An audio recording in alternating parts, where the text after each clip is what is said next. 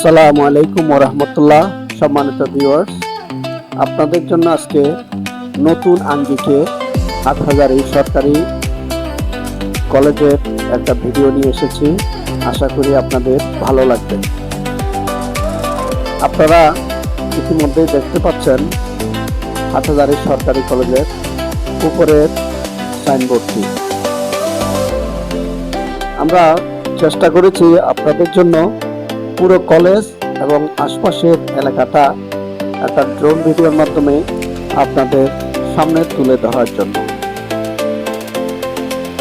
আপনাদের সামনে দেখতে পাচ্ছেন কলা ভবন, পুরো ক্যাম্পাসের একটা চিত্র আপনাদেরকে তুলে ধরার চেষ্টা করছি। এ হচ্ছে হাটহাজারী কলেজের মেইন গেট, যেটা দিয়ে ছাত্রছাত্রীরা প্রবেশ করে। তার পশ্চিম পাশ দিয়ে একটা আবাসিক এলাকায় রাস্তা চলে গেছে।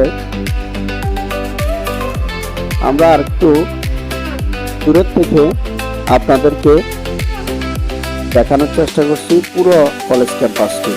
সাথে সামনে শহীদ মিনারটি দেখতে পাচ্ছেন।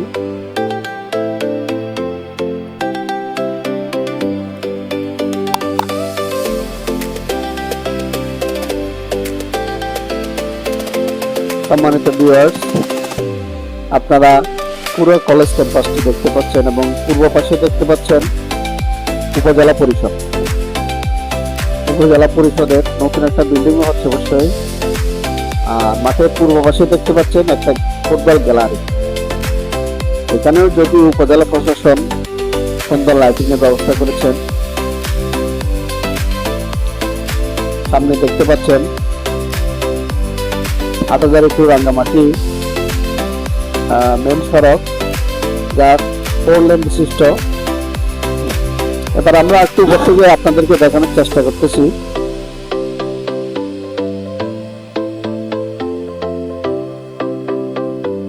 এবার আমরা উত্তর দিকে মুখ করে আপনাদেরকে কলেজের ঠিক উপরে ভাগ থেকে আপনাদের পুরো কলেজ ক্যাম্পাসের ভিউটা দেখানোর চেষ্টা করছি। আমরা এখন ঠিক কলেজের উপরে ভাগে অবস্থান করছি, ভূমি থেকে প্রায় 75 মিটার উপরে, যাতে আপনারা পুরো ভিউটা দেখতে পারেন।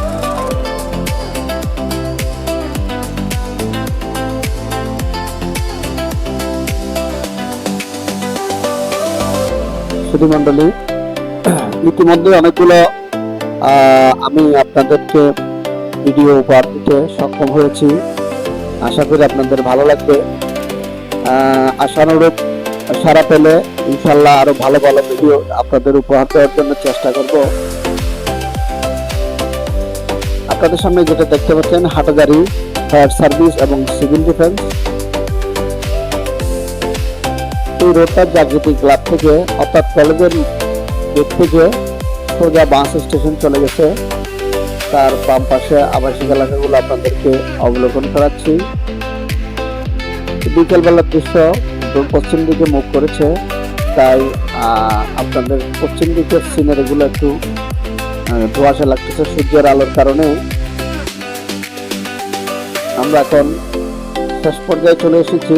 দেখতে দেখতে পরবর্তীতে আরো কোনো ভিডিও নিয়ে নতুন আঙ্গিকে আপনাদের সামনে হাজির হব। সে পর্যন্ত সবাই ভালো থাকবেন, সুস্থ থাকবেন, এই কামনা করি আপনাদের কাছ থেকে বিদায় নিচ্ছি। খুদা হাফেজ।